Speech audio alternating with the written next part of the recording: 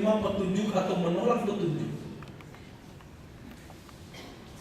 Ketika manusia dalam rahim sudah ditiupkan arwah ini, ruh ini, maka itulah disebut manusia.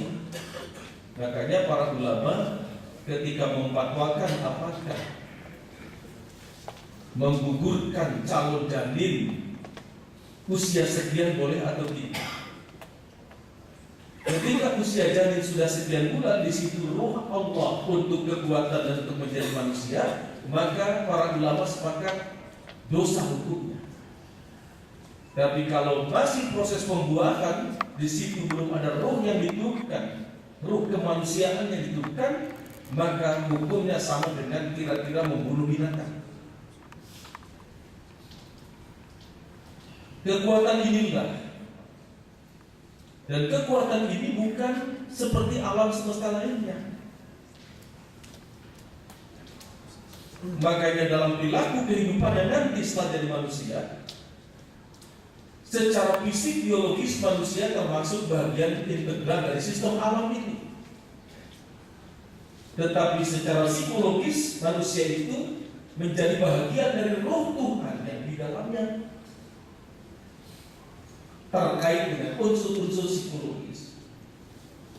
Oleh karena itulah maka hukum yang berlaku pada manusia ini ada hukum-hukum yang disebut hukum alam, law of natural, atau yang kedua ada yang disebut hukum-hukum sosial, hukum-hukum psikologis. Contoh, kalau kita kesandung batu, secara fisik biologis hukumnya kalau satu batu kemudian terasa sakit. Binatang juga sama merasa sakit. Itu hukum alamiah. Tetapi ada hukum-hukum sosial di mana manusia telah jadi manusia ini berinteraksi dengan pendekatan-pendekatan psikologisnya. Makanya ada hukum-hukum yang disebut law of natural, hukum alam. Seperti contoh, air dipanaskan sampai 100 derajat Celcius pasti mendidih, dan ketika didinginkan 0 derajat pasti membeku. Apalagi di bawah itu hukum alamnya. Ketika benda dijatuhkan dari atas pasti ke bawah karena itu hukum alamnya. Dan hukum alam ini time responnya pendek. Sementara manusia itu memiliki hukum-hukum sosial yang dalam bahasa Sanskrit disebut sunnatullah bil khuluqi, yang tadi sunnatullah bil khalqi. Sunnatullah ini bukan hanya hukum alam, tetapi hukum-hukum sosial kemanusiaan. Semua ini menggambarkan sebuah kekuatan dan keagungan Tuhan. Bedanya begini Pak, kalau kita, ini dalam hukum sosial, kalau kita misalnya ngomelin orang lain, mungkin akibat ngomelin orang lain tidak terasa waktu itu, time responnya panjang. Tapi kalau kita jatuh dari tangga, saat itu juga terasa sakitnya.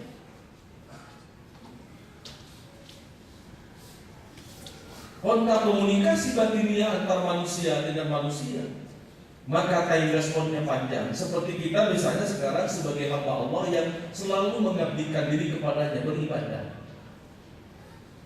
Orang tidak sholat dengan orang yang sholat sama saja dalam kehidupannya, secara material Pak.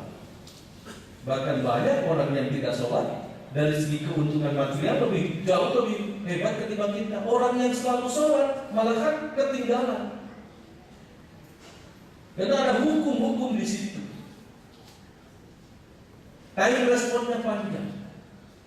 Oleh karena demikian, maka setiap hamba Allah yang menyadari akan kekuatan-kekuatan dan hukum-hukum Tuhan yang demikian kuat, maka dia akan terus melakukan upaya kesadaran diri untuk mendekat dan mendekat kepada Allah agar hukum-hukum tadi betul-betul diperhatikan oleh kita. Tidak sholat akan ada akibat, tidak zakat akan ada akibat, tidak ngaji juga akan ada akibat, dan berbagai macam aktivitas kita pasti terkena dengan hukum kausal. Jika begini maka begitu. Ini hukum-hukum yang diberikan oleh Allah SWT. Nah, kaitan dengan segala sesuatu itu milik Allah, maka manusia sebagai makhluk dibandingkan dengan alam yang lain itu kecil. Secara fisik biologi sekali lagi sama dengan makhluk yang lain, tunduk pada hukum-hukum Allah. Makanya dalam Al-Quran misalnya surah Al-Hajj ayat 18 Allah menyatakan,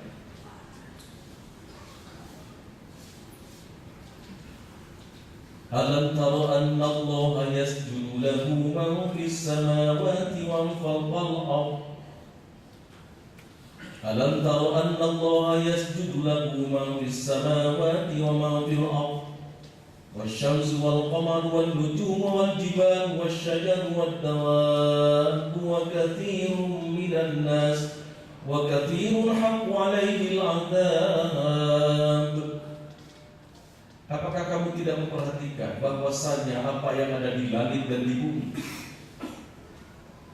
Orang Sunda bilang itu satu untuk di langit, satang karak di jagat, kotor pengawalan taga, orang-orang bergodongan, seperti matahari, bulan, bintang ke bintang yang sampai hari ini belum ada Profesor Gondrong, Profesor Botak, ahli perbintangan yang sudah tamat meneliti bintang. Dalam buku World Religion ada satu pertanyaan dari seorang ahli perbintangan bertanya kepada ahli perbintangan tadi, Tuhan, hasil penelitian Tuhan berapa jumlah bintang-bintang di angkasa itu? Dia jawab, sejumlah butiran pasir yang ada di permukaan kulit bumi. Saking tidak bisa menghitung. Wasyajaru, pohon-pohon. Insinyur kehutanan mana yang sudah tamat meneliti pohon sampai hari ini? Wal jibal, gunung-gunung. Siapa orang yang sudah bisa menundukkan gunung agar sinabung tidak meletus, agar banjir tidak terjadi, agar longsor terhalang?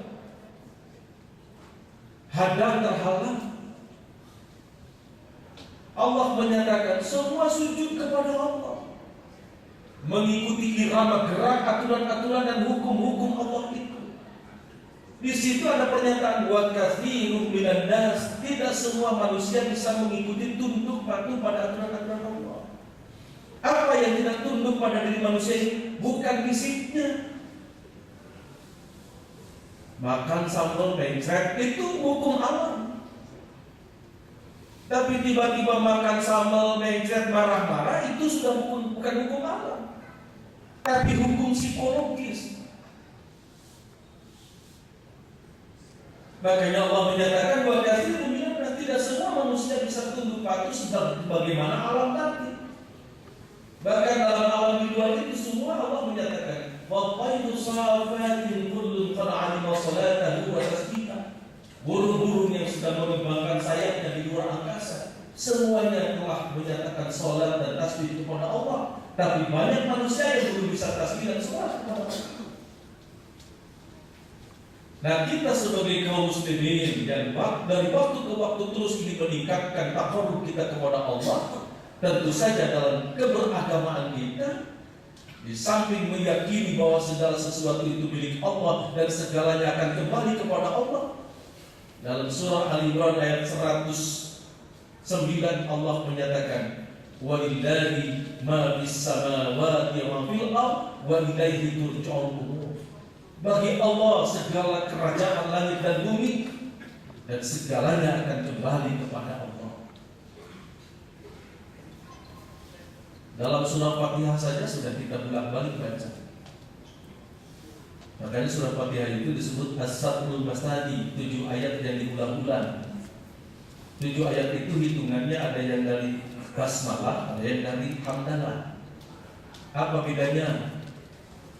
Kalau orang menghitung dari Basmalah, maka pada ayat yang terakhir dibagi dua, disatukan.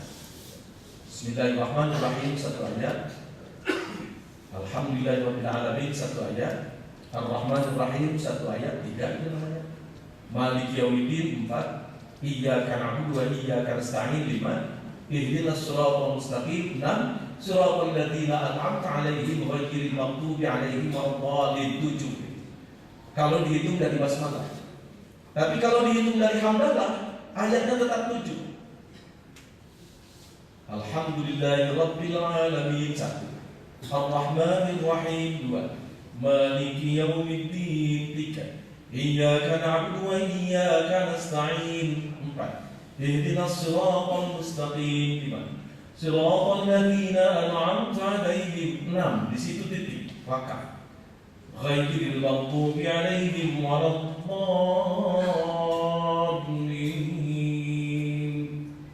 7. Tidak berubah makna. Dalam surat Al-Fatihah sudah jelas atas nama Allah, dengan nama Allah. Al-Asma itu jamak dari kata-kata ismun. Ketika Allah menyatakan kepada Nabi Adam, wa 'allama Adam al-asma, Allah telah mengajarkan ilmu kepada Adam berupa asma. Kepada Rasulullah Muhammad, Ar-Rahmanu 'allamal Qur'an, sama kedudukannya. Allah telah mengajarkan ilmu kepada Nabi Muhammad berupa Al-Quran.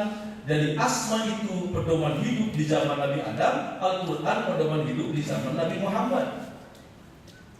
Yang pedoman itu menyatakan Allah Ar-Rahman, Maha Kasih, Ar-Rahim, Maha Sayang. Maliki Yaumiddin dibacanya ada macam. Ada ulama yang membaca panjang Maliki Yaumiddin. Ada ulama yang membaca Maliki Yaumiddin, terjemahnya beda. Kalau Maliki Yaumiddin, raja di hari kebangkitan. Kalau Maliki Yaumiddin, pemilik segala kerajaan kebangkitannya. Makanya ulama boleh membaca. Ini dalam teori qiraat. Ada ulama. Bismillahirrahmanirrahim. Alhamdulillahirabbil alamin. Ar-Rahmanir Rahim. Maliki yaumiddin. Pendek maknanya. Boleh dibaca. Ada yang mengatakan Ibnu Katsir Maliki yaumiddin. Ibnu Katsir sendiri menjelaskan Maliki yaumiddin. Maliki artinya raja. Dibaca panjang. Kalau dibaca pendek, Maliki pemilik. Apa hubungan raja dengan pemilik? Ya raja pasti memiliki. Pemilik itu ya pasti raja. Sama saja. Nah, kalau kita memandang dan menganggap serta meyakini Allah pemilik segala sesuatu, maka apa arti diri kita? Wa katsirun minan nas wa katsirun haqqo 'alaihi al-'adzab. Kebanyakan manusia itu berhak untuk menerima azab Allah. Makanya dengan keyakinan inilah kita berusaha untuk mendekat dan mendekat. Cara mendekatkannya, pertama proses beragama itu lewat ta'aruf, memahami. Tahap kedua tafahum, ta'aruf mengenal. Tahap kedua tafahum, memahami.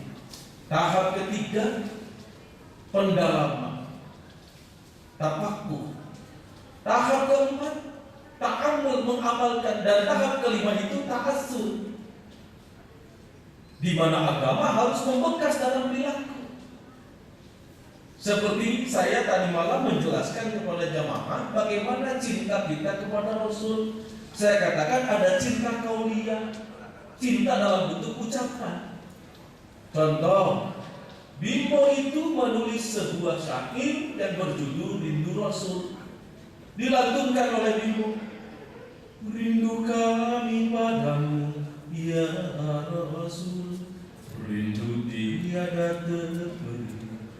Berapa jarak darimu, ya Rasul. Serasa di kau di sini. Cinta ikhlasmu pada manusia bagai cahaya surga. Dapatkah kami membalas cintamu secara bersama? Rindu Rasul. Ini ucapan cinta qauliyah. Para sahabat Nabi menyatakan cinta qauliyah kepada Rasul. Walal badru alaina min saniyati wajib syukru alaina ma da'a lillahi da'i ayyuhal mab'utsu fina jita bil amri al-muta'i. Ini cinta-cinta kaulia. Bagaimana umat Islam saat ini? Kita sering bersolawat bareng di masjid. Ya Nabi salamun alaik, Ya Rasul salamun alaik, Ya Habib salamun alaik. Maka ini disebut cinta kaulia. Tapi apakah cukup kita untuk mendapat syafaat Rasulullah hanya sampai di situ? Tidak. Harus ditingkatkan pada cinta yang kedua apa? Cinta yang disebut arkaniyah. Arkaniyah itu menerapkan sifat-sifat agung Rasul dalam diri kita, dalam batas-batas kemampuan kita. Kalau Rasul oleh sahabat dinyatakan siddiq, tabligh, amanah, wakonah, syaja'ah, 5 sifat yang terkenal yang rata-rata kita hafalnya hanya 4 saja. Siddiq, tabligh, amanah, wakonah, syaja'ah hilang. Kenapa hilang? Ini terkait dengan kekalahan persaingan menulis karya sejarah yang dilakukan oleh para ulama dahulu. Kita kekalahan oleh gerakan struktur Groningen dan Van der Plas, sehingga sifat Nabi dihilangkan satu, yaitu syaja'ah yang dihafalkan oleh umat Islam hanya 4 saja. Sebab kalau umat Islam sudah mengenal Nabi itu seorang yang gagah berani, nanti misi penjajahan akan gagal karena umat Islam akan melawan. Makanya saya baca dalam buku Al-Istishraf Al-Mustarsyikun yang ditulis oleh Dr. Mustafa Ashimai. Sudah banyak kitab yang harus dipetik SK, bukan dimuseumkan, tidak perlu dibaca lagi. Karena produk-produk para misionari dan produk-produk para orientalis yang melakukan stop islamisasi, termasuk dalam sifat-sifat Nabi. Nah, tugas kita ini mendekatkan diri kepada Allah, pada Rasulullah dengan menerapkan sifat tadi. Siddiq, tabligh, amanah, wakonah, syaja'ah dalam batas-batas kemampuan kita. Ya, kalau Rasul dapat 100, kita dapat 10 saja, alhamdulillah. 10 saja susah, dapat 5, alhamdulillah. Oh, hanya 1 nilainya, alhamdulillah. Ternyata kita hanya dapat nilai 0 pun nilai, alhamdulillah. Makanya kalau saya ditanya, mendingan hampir masuk surga atau mendingan hampir masuk neraka? Saya jawab, mendingan hampir masuk neraka, saya pasti masuk surga. Tapi kalau menjawab hampir masuk surga, berarti masuk neraka. Saking susahnya. Nah, tahap kedua cinta kita kepada Rasul seperti itu. Dan tahap ketiga, ini paling tinggi. Apa yang diperintahkan Rasul kita kerjakan, apa yang dilarang oleh Rasul jangan kita kerjakan. Ketika manusia sudah bisa melakukan 3 tahap ini, itulah pernyataan Rasul, kuntu syafi'an yaumil qiyamah. Aku berhak untuk memberikan syafaat nanti yaumil qiyamah. Nah, sekarang cinta kita kepada Allah, menyatakan Allah segala sesuatu lewat proses tadi. Pertama, ta'aruf. Alhamdulillah, kita semua sudah mengenal agama itu apa. Ditingkatkan tafahum, memahami agama dari waktu ke waktu, lewat ceramah, lewat baca buku, lewat diskusi. Ada juga sampai tafakuh, memperdalam agama lewat diskusi, seminar, simposium, kajian-kajian ilmiah. Tapi yang dituntut oleh Allah Subhanahu wa ta'ala sebagai pemilik segala sesuatu, dalam buku Majaladdin Rahman, saking sayangnya Allah kepada manusia, di tengah-tengah manusia banyak persoalan, diberi lagi sakit. Allah memuji dengan sakit itu saking sayangnya. Bahkan Allah memujinya dengan kematian saking sayangnya. Ada orang yang sudah dikasih sakit tidak sadar-sadar, sudah dikasih mati saja tidak sadar-sadar. Itu bukan salah Allah. Oleh karena demikian, segalanya wa ilaihi turja'un. Umat Islam kaum muslimin beragama diusahakan sampai tingkat ta'assur, di mana agama itu membekas dalam perilaku kita sehari-hari.